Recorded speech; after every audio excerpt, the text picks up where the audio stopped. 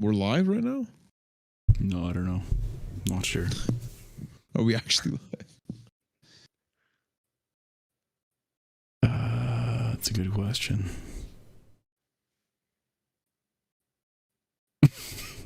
Our title is Game 2 preview, Habs versus Bolts Stanley Cup final.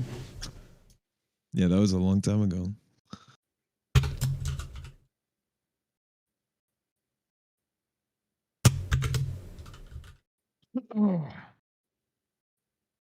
Are we live right now? Could somebody confirm? Because I'm just like coughing up phlegm and shit. I honestly don't know. It's a good question you're asking. Yeah, we are live.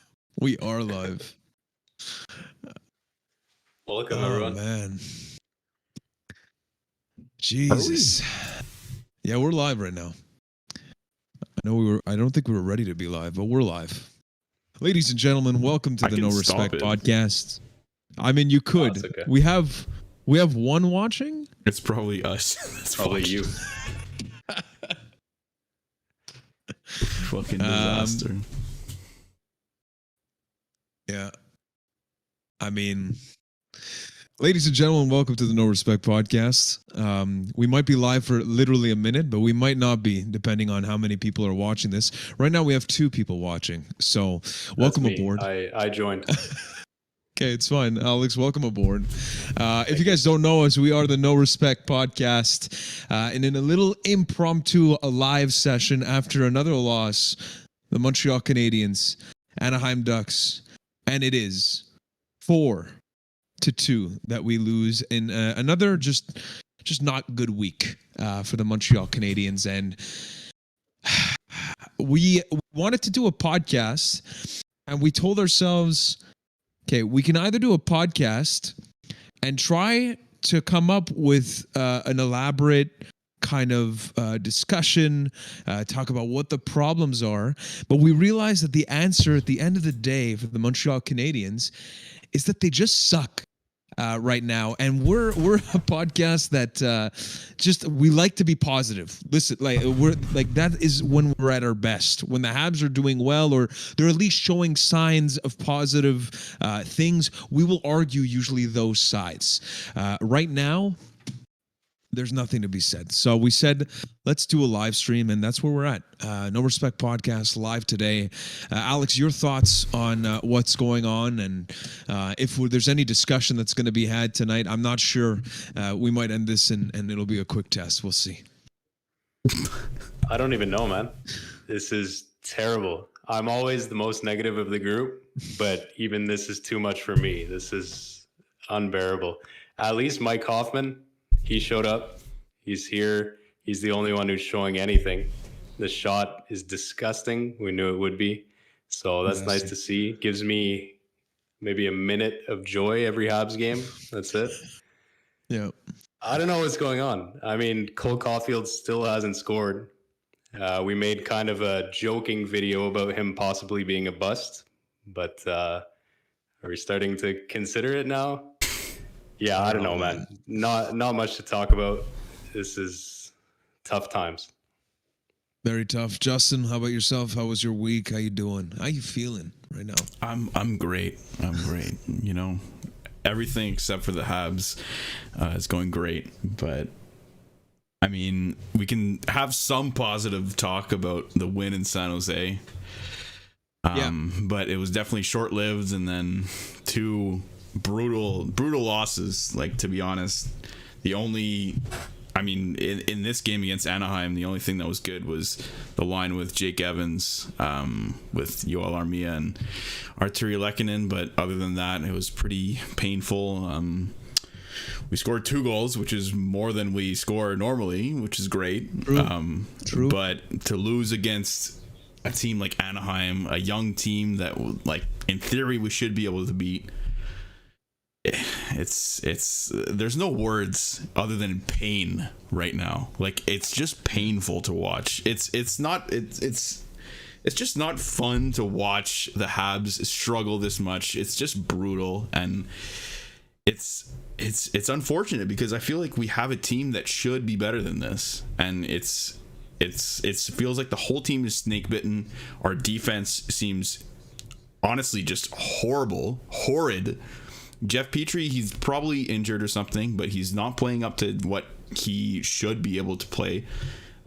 He has like 1 or 2 points so far in the season. And yeah, the bottom line is like we need our veteran guys to step up, and we need like the Ben Sherratts, the Jeff Petries to be solid in the back end there, and the David Savards. Like it's brutal. Like there's just talking about our defense, like Romanov's looked good and bad and stuff, and like you can give it to him because he's a young guy, but then like when you're talking about guys like David Savard, Jeff Petrie, Ben Sherratt, they shouldn't be this bad.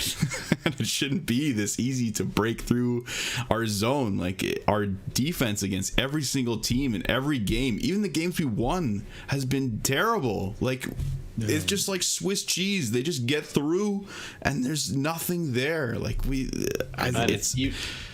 the San Jose win, Allen had to make 45 saves. Exactly. Like it wasn't a good performance. Allen played out of his mind, but it could easily have been another loss. And like you're saying, it's not fun to watch. Like at least in the past when we'd lose, there'd be entertainment value, something to look forward to. But this is just terrible. Ladies and gentlemen, if you're joining us a little bit late, this is the No Respect podcast. We're a Habs podcast, and things are grim. If you're a Habs fan, or if you're another team fan, you can come and see us sorrow. And if you're a Habs fan, I mean, come and join the poop party, because that's what it is right now. It's terrible. And like you guys said, there's no good reason. I mean, you know, we talked about it in previous podcasts, how there is the fact that the Montreal Canadiens ended their season later than most, going all the way to the Stanley Cup final. You're missing Carey Price. Shea Weber is out long term. Jonathan Drouin basically confirming this week to the demise, I think, of the PR team, that he was done for and moving on and doing other things. And now we're left with a group that is playing uninspired hockey. That's the thing. It's just like there's none of what we had before when we were watching the Montreal Canadiens in that cup run. Even last year, there is obviously highs and lows in the Canadian division in that 56-game schedule and all of those things. But right now, the Montreal Canadiens, they have no life, dude. It's crazy. It's hard to process how a team that has some of the pieces of last year can fall from such an immense highlight of their careers going to the Stanley Cup final and where we're at. Albeit it's still 10 games in. You know, they say that American Thanksgiving is where you want to be in terms of evaluating the game. Right now, we're 2-8. There's Michael Jordan that's crying in the logo of the Montreal Canadiens. I mean, this is the vibe. So for the folks that are joining us, feel free, give us some content. We're trying to figure out, you know, what is the point of discussion? What can we say about these Habs? Where do we go from here? To be honest, I really don't know. I mean, Cole Caulfield, maybe we can come back to him. At this stage, is it a real possibility in your minds? This is something that's been floating around. Is it possible that we see him go into the AHL and make sure that this absolute lull in the performance of the Montreal Canadiens doesn't affect his progress? I don't know if it is, or if it's just for him to kind of meet the challenge that's at hand. I'll start with you, Alex, and your thoughts on a real possibility of Caulfield rejoining the AHL. I don't know. I could see it. I wouldn't agree with it, though. I think you have to let him work through whatever's going on. He's proven himself at every other level than the NHL. And yeah, maybe he'll succeed in the AHL, but I think he needs to see for himself that he can get through this. It's going to happen 5 years from now that he'll have a cold streak and have to figure out a way to score. So no, I think you keep him up, maybe give him better opportunities, some higher skilled line mates now. I know he hasn't played well enough to deserve that, but you have to give him a way to prove himself and move on from this. Yeah, Justin, as you timingly go and get your Caulfield Rocket jersey, which is a fantastic jersey, by the way. Your thoughts on Caulfield potentially rejoining the Rocket for real, if that's actually something that you would want to see? I think the Habs would have to commit to a tank for that to happen, and I don't think it would necessarily be a bad thing for Cole Caulfield. I mean, it might hit his confidence for a bit, but I mean, to go and kind of dominate in the AHL can't be a bad thing for him and his game.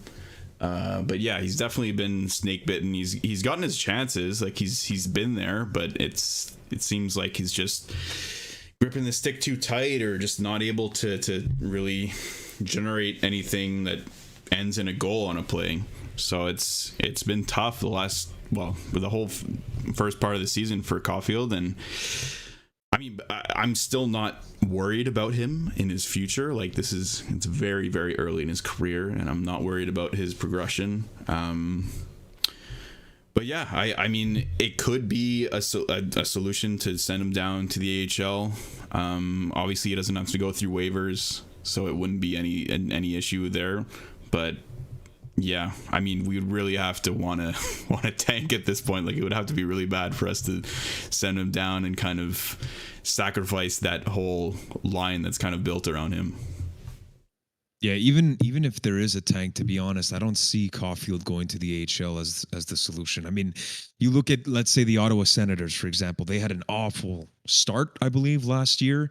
At some point, they figured it out. I think that, for fans, it's not fun to watch this, but for the Montreal Canadiens players that are still young, going through some of this adversity, the difference is that there's an expectation that came from that magical Stanley Cup run.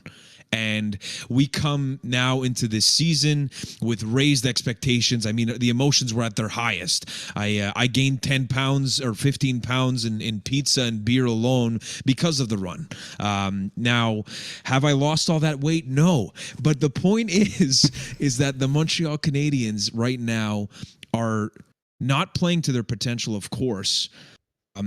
And for Caulfield, for Suzuki, for other young guns on this team, I want to give a shout out to like a Jake Evans, to who else is young on our team. I mean, like there's even, I would put Anderson, Drouin as part of like the leaders, the younger veterans that need to go through this, because there has been a change or a passing of the torch in terms of leadership here. Now, if they really want to start taking that step, maybe this is a good thing. I'm literally trying to find any positive that I can in this situation for this group. I don't know if I can. And for those of you who are joining us now, we're the No Respect Podcast, talking about this just brutal start for the Montreal Canadiens. And you can join Michael Jordan in the meme section of the logo at the top right of the screen. Alex, I don't know where to take this anymore. I mean, this was an impromptu live stream. So please go ahead. Do you think there's a chance we see a coaching change? Maybe tonight, maybe shortly. My honest answer is no. Like, I know people are looking for someone to blame. Is it Marc Bergevin? Is it Dominique Ducharme? I think that there's maybe some decisions, some of the things that people think that we could have expected that should have been addressed. Too much turnover, some of the lineup decisions, keeping Ben Sherrod and David Savard together too long. Jeez, I didn't say that well. And I just think that at the end of the day, from what I'm seeing, is that this team, it starts from the players. And they have not hit any of their potential. Like, until they start playing to their potential, there's nothing about the systems that I'm seeing right now that's like completely ridiculous. And even in the line changes and whatever it may be in the combinations, I mean, I don't see anything that's completely outstanding here. The Montreal Canadiens personnel just needs to wake up as a whole. Now, maybe that falls under the jurisdiction of Dominique Ducharme. But I don't know. From the get-go, this team has just looked sluggish, and I don't know how much you can pin that on the coach. I could be wrong though. So I have the complete opposite opinion of you. So I mean, okay. All right, I see this team as having the pieces and talent that it needs to be at least like a middle of the pack team. That's what I saw this team at the beginning of the season. Of course, we were missing Carey Price and Shea Weber's LTIR for now. But yeah, when you have a team that has these pieces and they can't put it together, I tend to blame the coaching staff on that, because it seems like we have the pieces and they're not able to put it together. So to me, it's a problem with the system, and it's a problem with maybe buying into the system. Maybe the players aren't doing that and they aren't doing the right things. But I would tend to blame the coach and say that if he doesn't have solutions with the pieces that we've given him, then that's an issue for him. Yeah, but hang on a second though. How much can you blame, let's say, like a underperforming Jeff Petrie on Dominique Ducharme? How much can you blame a Cole Caulfield that's gripping his stick or fanning on shots much more than we expected? How much can you blame Alexander Romanov that's going, he has his moments, but he has his moments where he's not covering his man, or a Ben Sherratt that's not covering his man, a David Sava, whoever it may be, because I can list all of the players on the Montreal Canadiens roster that have made costly individual mistakes that lead to goals. And it's not a question of your systems. It's a question of the mental endurance, focus, and buy-in that the player needs to put in. And I'm not seeing that, to be honest. Like, I get where you're coming from, but from the eye test, and I could be wrong. For those who are watching, I see that we have 8 watching. Thank you for joining us for the No Respect podcast. Doing an impromptu live stream after another loss against the Anaheim Ducks. If you have anything that you would like to add to this discussion, please don't be shy. We're here to discuss because we are in pain. Episode 4 for this. So, yeah, Justin, I don't know if that makes sense to you, or if I'm still complete bullshit to you. I don't know what it is. I don't know. The only thing, like, I've noticed stuff that's like, I don't know, when it comes to just like structures in play, like we've constantly been turning over the puck in our own zone, like throwing the puck around the boards in our own zone, and then it goes to the other team, and not being able to set up on the power play. Like, those are all things that to me are like structural things that coaches should be able to fix. And if they can't, then it's their fault. And I agree with you. There are some there's blame on the individuals for sure. But the systems, to me, haven't been working as a whole. And when you see a team that has been like embarrassed time and time again, night in, night out, to me, that's a coaching problem. To me, that's like a whole group problem. It's not an individual player's problem. And you may be right. Like, there is certain players that haven't been able to step up, but a good coach finds a solution to that and finds a way to use the players that he has to kind of be able to break through that and be able to still be able to produce with what he has on his team. Here's my take on this. I agree with both of you. I see both sides of your arguments, but my question to you, Just, is what would have changed from last year when Dominique Ducharme took over and we went on this crazy run in the playoffs, and now the level of play is so much worse. And Aaron Ward, I believe, was on the radio today or the day prior. He was saying that after his cup win in Carolina, I think it was 2004, he said in 2005, when they showed up for the regular season, it just didn't work. The players couldn't get it together. It had nothing to do with the coaching, nothing to do with systems. It just, you can't get yourself hyped up for these games, and people outwork you, and that's that. And they couldn't find a solution for it and had a terrible year. And at this point, I don't really see, I get why people are frustrated with Ducharme, but like, there can't be such a drastic difference in his plans between last year and this year that the players have no idea what to do and are just lost. I just don't get how that could be the answer. And I think the players have to look to themselves and figure it out themselves. Yeah, just very quickly, Justin, I know you want to answer. I just want to welcome aboard. We've got a few commenters. If you guys didn't see, we've got Joseph Berniquez, Stéphane Leblanc, Stephen Saint. Thank you guys so much for joining. We'll get right to your comments. Again, we're doing an impromptu live stream. We weren't even sure we were actually going to go live, so thank you for joining us. We've got 11 watching right now.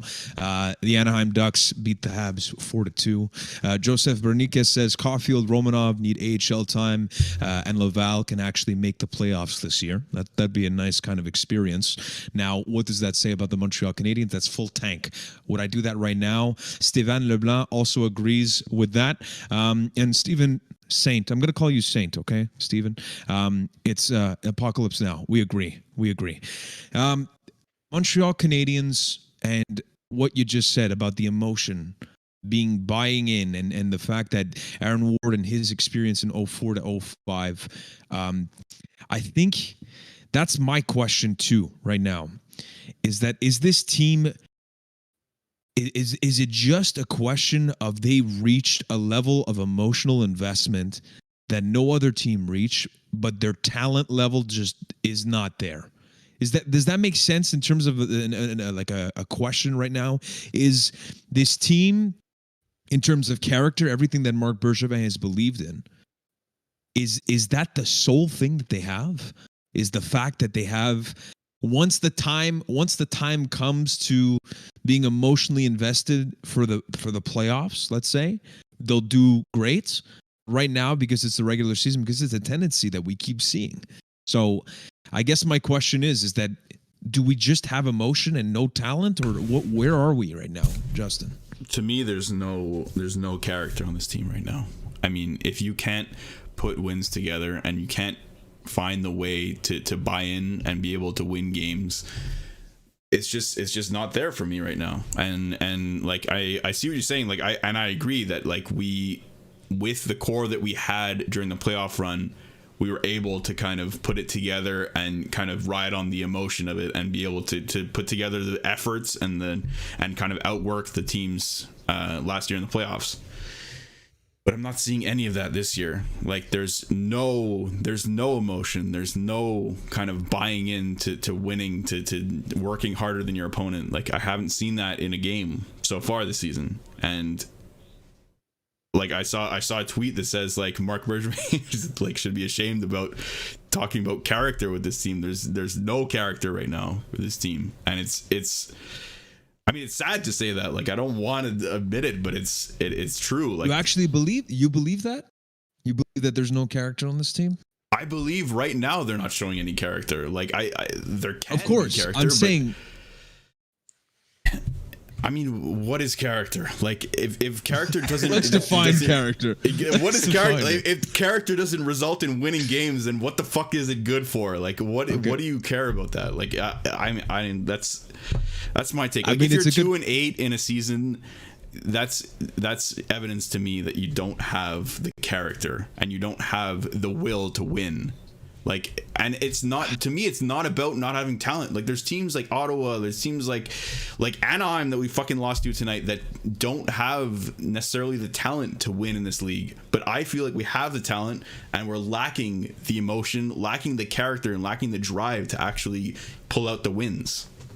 Yes, but Joseph, I remember you said this in one of our YouTube My name's videos. Justin. I know, Justin, but Joseph, please, if you're still with us.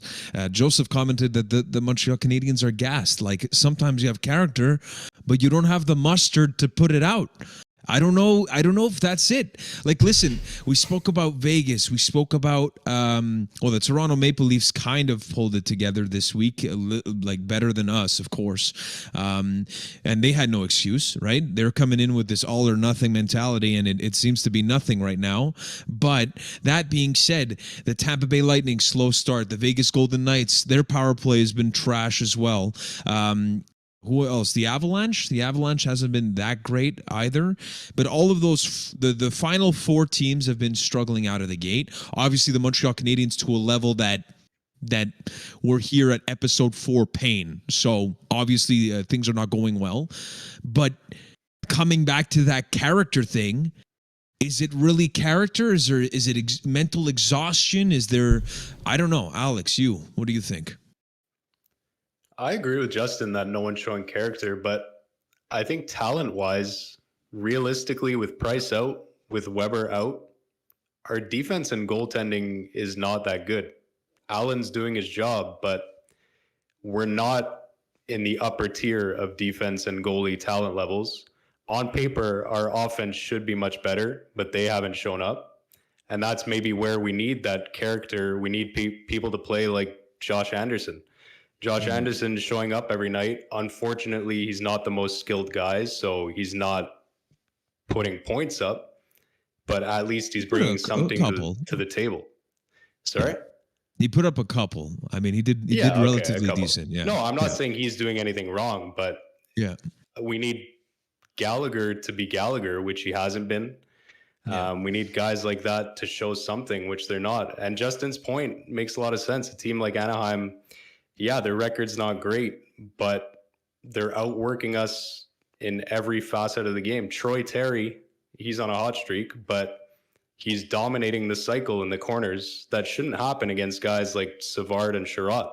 It just seems like they're swinging their sticks around and hoping to get a poke check in and then just dumping it off the glass, going out for a change. No one wants to be that difference maker other than Josh Anderson, who unfortunately it's not working out, but at least the effort's there. So yeah, I think maybe there is some hidden character on this team, but no one's showing it. Yeah. I'm trying to think of what's the biggest problem right now, because I can see three. I can see 100. Yeah, I can see 100 for sure, but I'm going to point out the three that I think are the most detrimental. This was one that I spoke about at the beginning of the season. I said that there's going to be a fork in the road.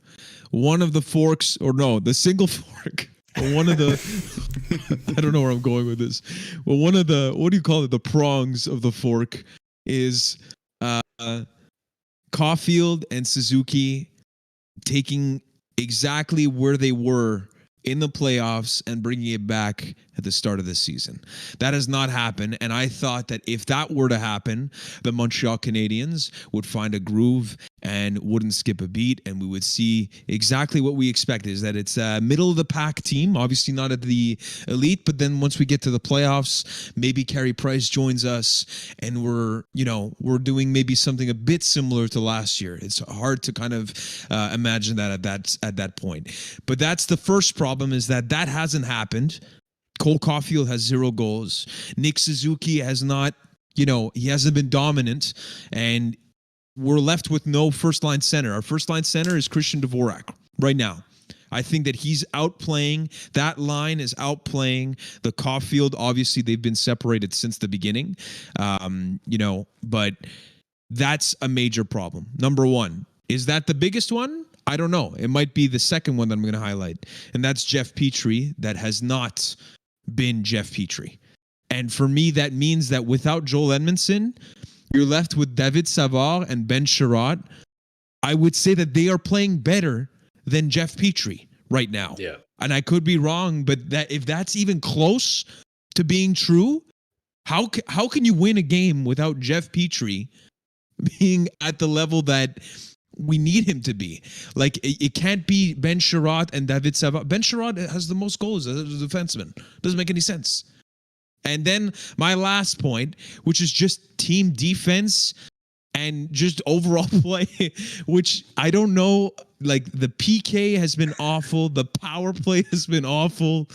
The seam pass coverage, dude, I don't know, man. I don't know. Those are the three problems. So those of you who are joining, we got Joshua Smart. Welcome back, Joshua. I remember you from the playoffs. Smart guy. Well, smart Joshua. guy, this guy. Yeah, he's clever as hell.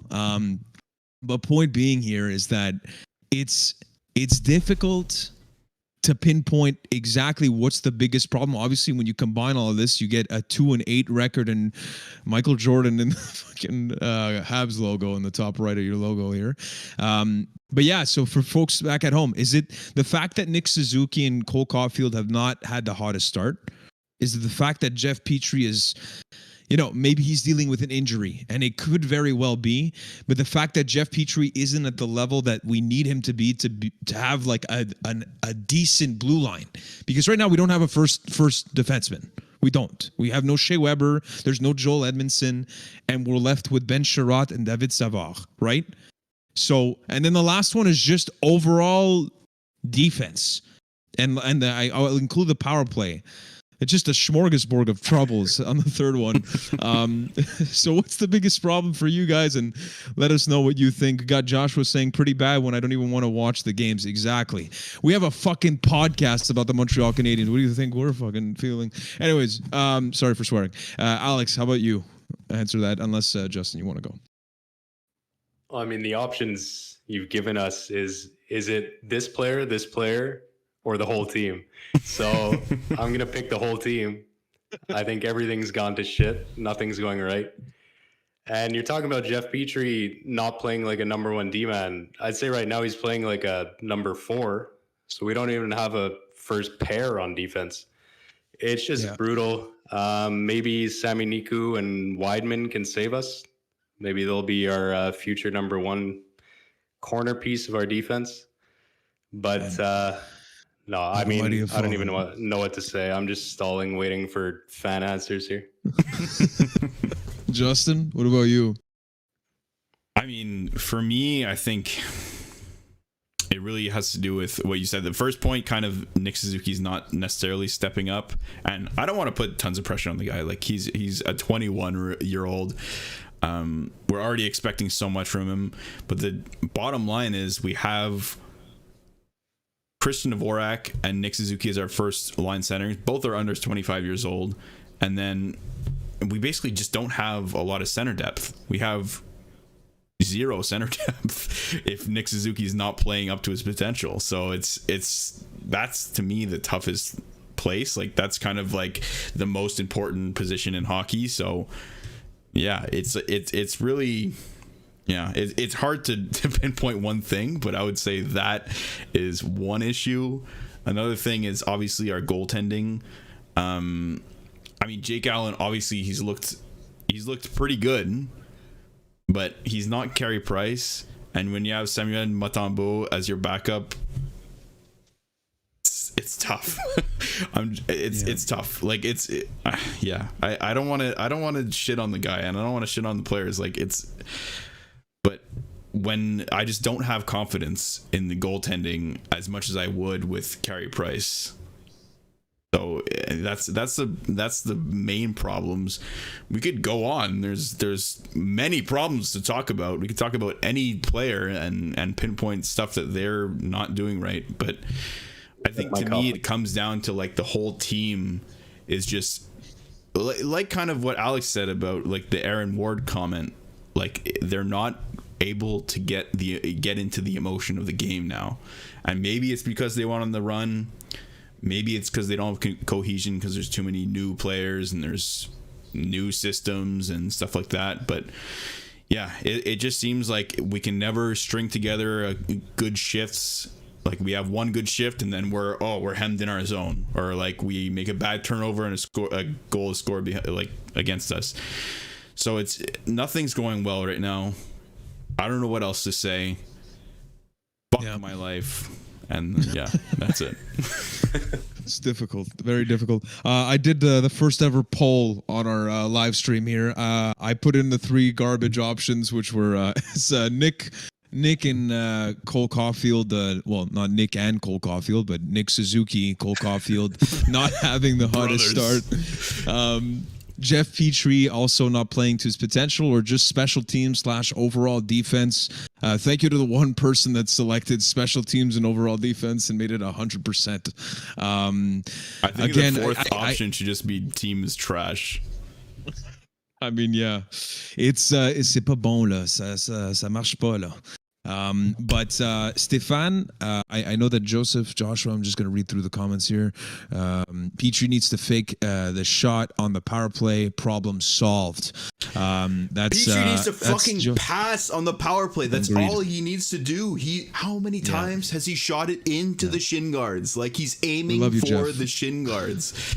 We love you. We love you, Jeff. Okay, we're with you. Okay, Justin. Jeez. Justin, please. I know. I'm It's sorry. tough, I'm okay? sorry. He's probably injured, right? That's he might be watching us. Okay, all right. Let's not forget. No, but seriously, okay, Joshua, what can they do? They really have good players. It's very disheartening. Fourth line has looked the best on the puck. I can agree with that. I mean, I like the Dvorak, Drouin, and Anderson line has been my favorite from the get-go. I think Dvorak has been playing pretty well for a new team, taking on the responsibility that he's been given at the beginning of the season, and that's the line that I kind of like. I mean, Joe has been looking great coming back, obviously with all of the problems that the anxiety, the insomnia, all of those things. It's been great to see him have a jump in his step, but it's just unfortunate that it's in a time where nobody else except for Mike Hoffman and, again, Anderson and I'll put Dvorak in that group. But apart from that, I haven't seen that much. Nobody has, Stefan brings up a good point here that we can maybe discuss. I don't know how much longer we can just shit on the Habs because that's not what we want to do. Okay, we're at our best when the Montreal Canadiens are vibing or they're showing some kind of life, and we can at least be positive in that. But it's impossible. We're all watching the games.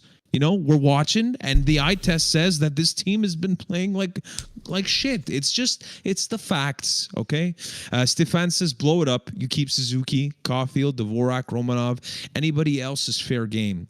I don't know what else you do. Next two drafts are game changers with Wright and Bedard next year.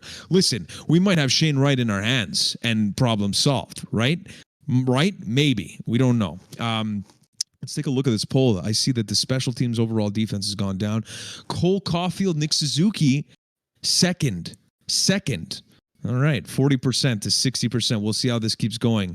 K. Vanderbar, send Suzuki to Laval. I absolutely love that name. I don't know if you're from Germany, but ich möchte ein großer Bier, okay? That's the only thing I can say. It means I want a big beer. So here we go. Yes. Where were we at? Yes. Do we reset? Do we tank? Do we sell the roster? Is it a fire sale? Is it a garage sale in Montreal here? And do we start from scratch? And let who wants to go first here? Give me a. I can. There we go. I can go. Okay, Justin, you went first. Let's go. You guys, let us know what you would do. Are you selling, and who are you selling? Let's get going here.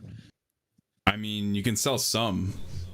But this team, to me, has the pieces. I've said it from the beginning. Like, we have somewhat of the pieces.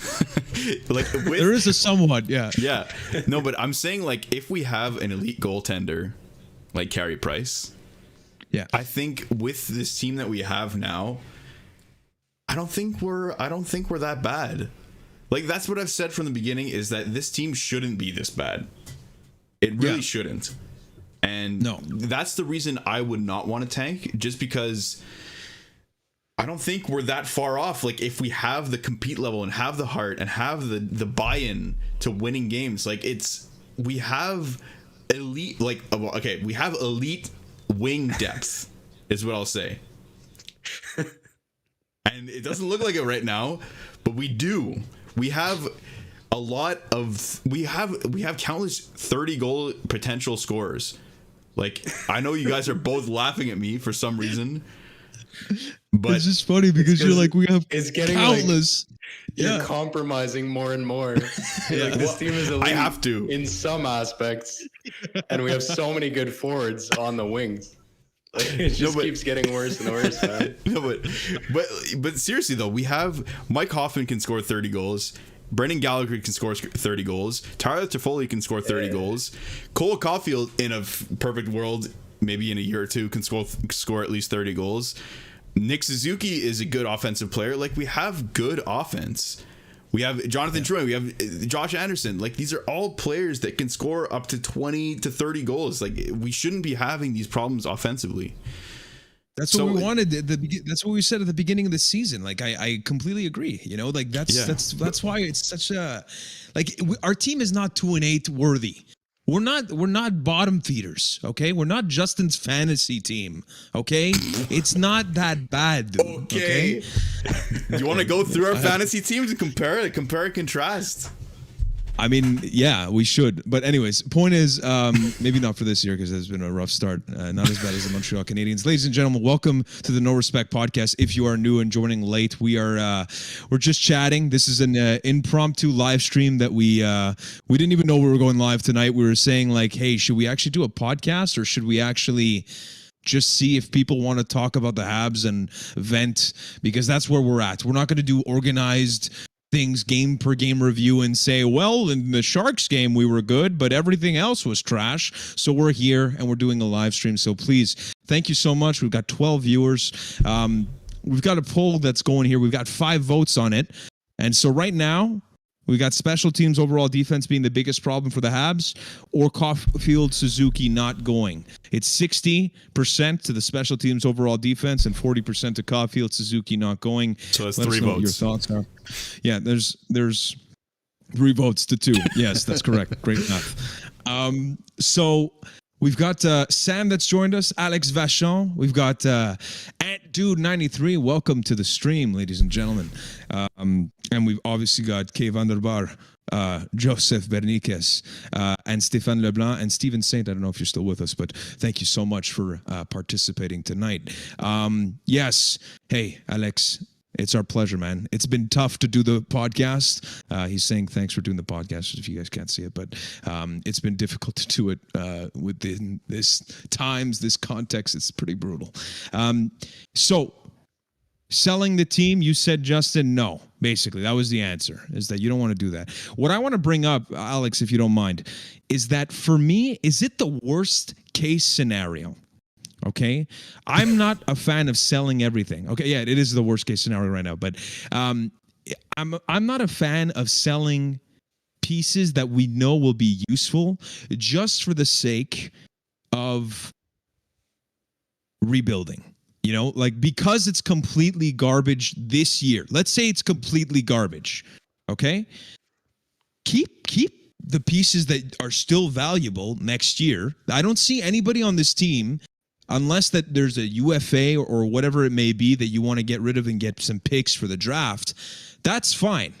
But, you know, selling a Jeff Petrie or whatever it is, a Carey Price, whoever you're trying to move that are the big pieces that you don't see necessarily being a part of this team for the long, long haul. I don't know to what extent that's the best strategy, because let's say it's garbage this year. You come back, you get Shane Wright, you get a couple of other draft picks, you sign a couple of UFAs, all right? And you have another year of development where the Montreal Canadiens, at least, you know, they went through some garbage together as a squad, and they can maybe come back with a little bit of fire next year. And then you're just set. You just reloaded on talent after a down year, and you're good to go for next year. Am I stupid saying that? Is that not? I'm stupid. Okay, all right. Justin, Alex, please tell me why. Is that garbage?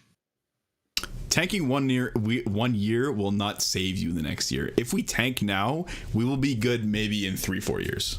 That's what I'm saying. No, but top 5 though. Like you get a top 5 pick with this group, right? You insert Shane Wright or Simon Nemec. You can't tank without selling your team.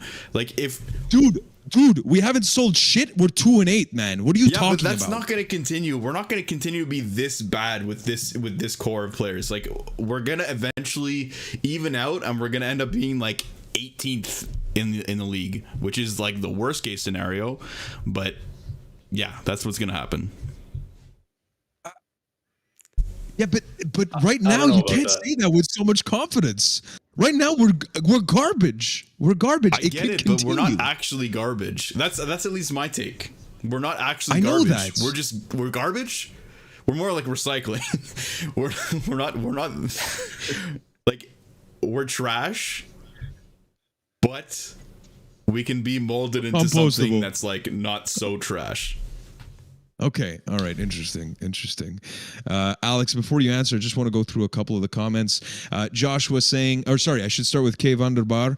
That says, send Suzuki to Laval. Maybe. I don't want to do that right now. I think that putting Suzuki after an $8 million contract for 8 years is going to be a bit weird to go to Laval. Not the greatest statement. Sam Piazza joins us. I think the Habs should tank. Team has no life without Price and Weber right now. In my opinion, not worthy to try and make probably unsuccessful run to the playoffs and lose potential high round pick. I mean, it comes back. If we have a down year, maybe we do get that pick. But point, Sam. Alex Vachon. Everything is working through cycles, even pandemics every 98 years. Last year, the Habs reached a pinnacle, and they are going down the cycle. Only time will be a factor here. Interesting. I don't know to what extent the Montreal Canadiens can, maybe break this cycle. I would hope that they can and just try to run into something that's going to be of greater value for the Habs fans that are watching, but we shall see. Joseph saying that Habs need to play a driving number 1C and one top pairing puck moving defenseman. I mean, Nick Suzuki's supposed to be that guy, and Jeff Petrie should be close to that guy, which is one of the reasons why we're having this tough start. Let's keep going here. Fire Jeff Molson. Not Jeff. Okay. All right. Here we go. Jacob Johnson. So at what point does the GM step in and do something? That's a good question. Let's bounce off of that, Alex, unless you had something that you wanted to say about the down year and going in. Well, my only opinion on the tanking is that you have to do it while you can. You can't let these players' values evaporate. So if you're going to commit to a tank, you have to move these players while they still have value and can give you solid picks in return. You can't wait for Jeff Petrie to be 39 and get a 5th round pick. You have to send him to contender when you can and get a first or a first and a second for it, that you can easily draft a game-changing player. And then when it comes to tanking, the worst part about it is that, we could get Shane Wright and he could easily bust. We've seen, obviously, Nail Yakupov is probably the biggest standout. Jesse Puljujarvi in Edmonton wasn't a first pick, but he was up there. He's putting it together now, but it took, 5 years? Capo Caco in New York still hasn't really done much. Even Alexis Lafreniere, who people thought would be a game breaker, who I'm not saying he's bad, but he's not going to drag New York to the playoffs. So there's no way to know. It's a tough spot to be in, obviously. We have Price, our best player, who's nearing the end of his career. And I don't know. I see both people's arguments for and against it. And I guess we'll wait to see what Bergevin wants to do. But good segue from, I forget whose question it was about Bergevin. Yeah. But he had a meeting with the team after the loss against LA. He was in the dressing room. If you want to elaborate on that. I mean, I don't know what's been said, and everybody has seemed to say that they're going to keep the details within the team, of course, the classic. But listen, they had the meeting after the loss against the LA Kings. Phil Danault, obviously first time playing against him since signing with his new team. And I mean, the thing is that what is Marc Bergevin going to do? Is it going to be a true sellout like we were saying? I don't think that's going to be in the cards for Marc Bergevin if I'm being completely honest. Now, I know some people want him to go ahead and start making changes right now. I think that they're going to at least let it play out for the next 10 to 15 games, and then you might see some decisions. But right now, as much as it's bleak, as much as it's terrible, I think that, being part of the GM, not me personally, but as a GM, they have to stay patient and really let the time to evaluate the team at 100%, see if they have any route to change. Right now, for Habs fans, it's garbage, but they need to do that due process, regardless of what it means for us as Habs fans. And so before we see any major moves, it's going to take a little bit more time, I think. So we'll see. Just want to thank Jacob for bringing that in. And we've got Jamin that's joining us, and he's all in for the Shane Wright, right? Okay? That's the right take that you have there. I said right a few times because that's the way it is right now. Justin, your take on what should be done by Marc Bergevin, if he's going to do anything, or if you just stand pat. Yeah, I mean, I kind of agree with you that he should be patient and not panic right now, which I think he will be patient. He's not the type of GM to just panic sell or panic trade someone. So yeah, I mean, I think we're going to kind of evaluate where we're at, and maybe like the half season mark, or maybe like the first third of season mark. And yeah, but the thing is, like you said, like this team is very different from what it was last year. We're missing our captain, Shea Weber, who's like not only a great defenseman, but an amazing leader that I feel like we're totally missing right now. We're missing our second, or even arguably first leader, which is Carey Price, who we all know how much confidence he just bestows on the whole team when he's playing. We saw how the team completely fell apart when he was injured in those dark Ben Condon days a few years ago. Mike, it's Mike. Sorry, Mike. My bad. Wow. It's all good. It's all good. Yeah, so I mean, that's the thing. We might be a bit overreacting.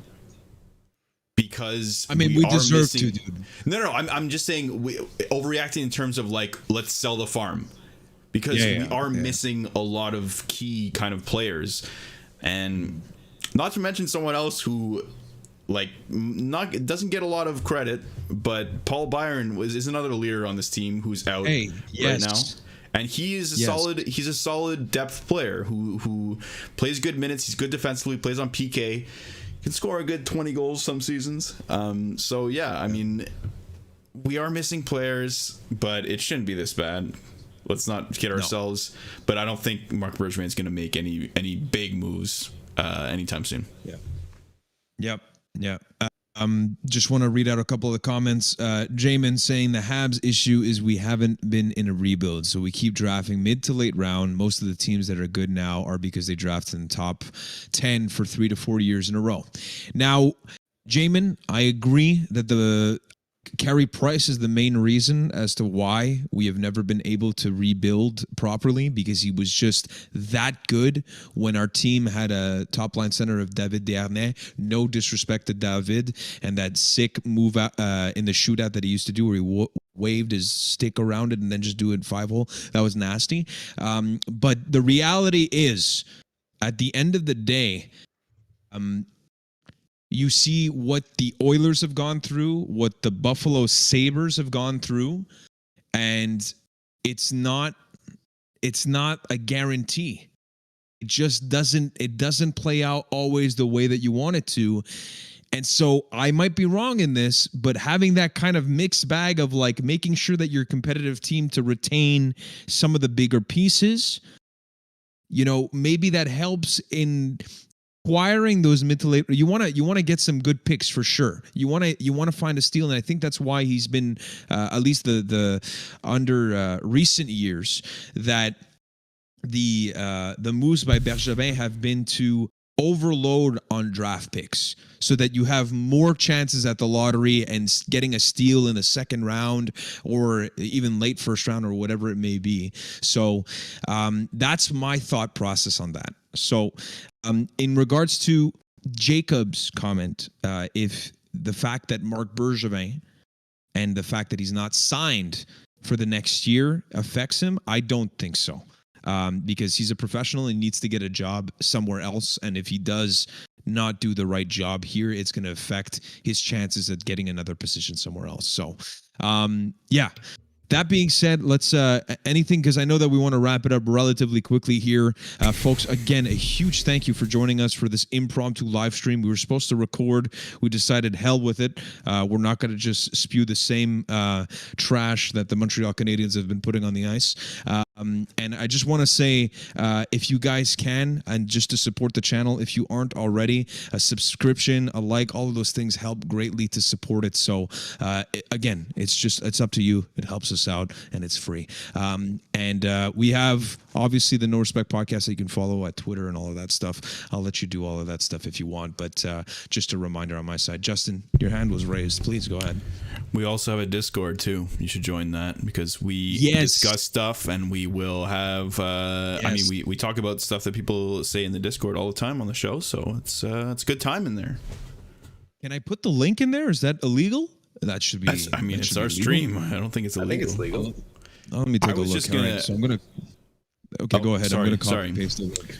I'm gonna copy paste take the your link. time. So go there. ahead. Might be tough for you.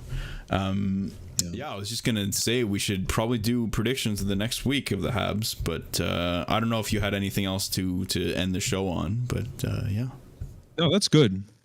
So I can I can tell you guys what the games are this week. So we have a big game against the Red Wings on Tuesday, and then Thursday is against the Islanders, and then Saturday is against the Golden Knights. So interesting. Yeah. So Golden Knights is going to be interesting and fun game, because it's obviously a rematch of our shellacking of them in the postseason. Can't forget that, because that's the last positive thing we've had for as Habs fans. So let's hold on to that tightly.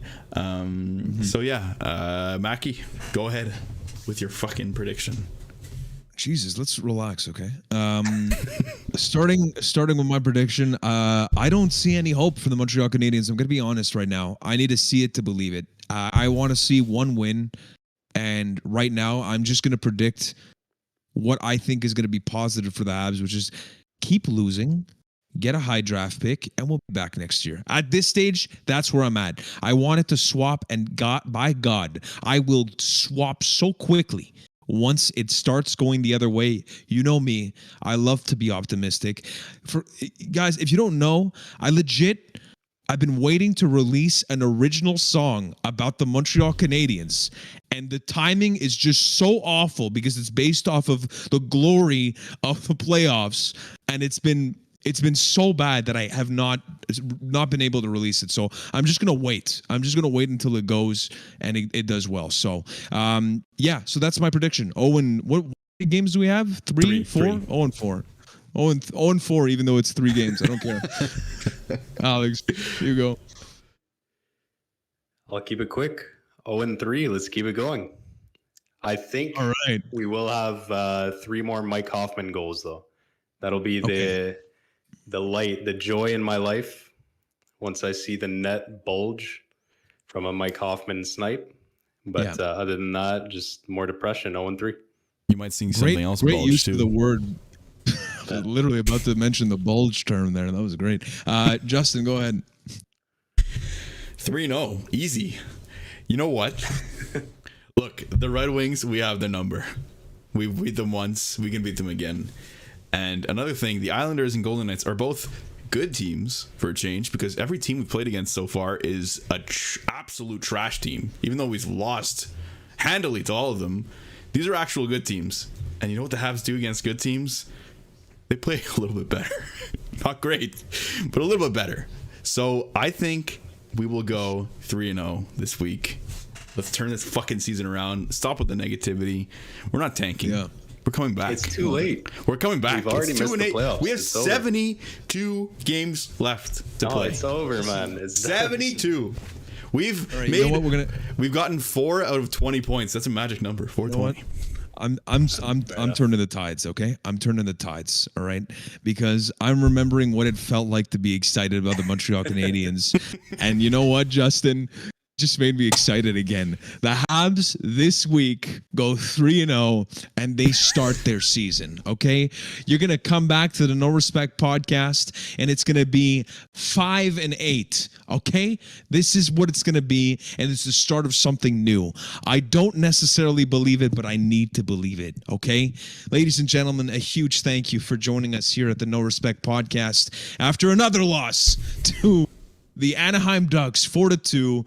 Happy Halloween, folks. I completely forgot about that shit. Oh, yeah, we should have been dressed up. Yeah, we should have been. You know how the Habs are dressed up as? Clowns. No, I'm kidding. I'm just joking. I love the Montreal Canadiens. I just want them to play better so that we can be happy. The biggest highlight of my life at this stage is I got a Soda Stream, folks. It's crazy. Life changer. Okay. Official sponsor of the No Respect podcast, Man. Soda Stream. You don't do free sponsors. We should have contacted. Anyways, folks, again, a huge thank you for joining us. I don't know how we're going to do this maybe we'll just upload this for the podcast itself. So again, this is an impromptu live stream. We might be doing more of these as the Montreal Canadiens continue to disappoint, because there's no real reason to do organized segments if it goes that way. So you let us know what you think. We can keep going with this or doing the podcast. For Justin, for Alex, for myself, Mackie, you've been listening to the No Respect podcast, and always reminding you to respect the Orgasmination. Have a great one, and go Habs go. Merci et bonsoir.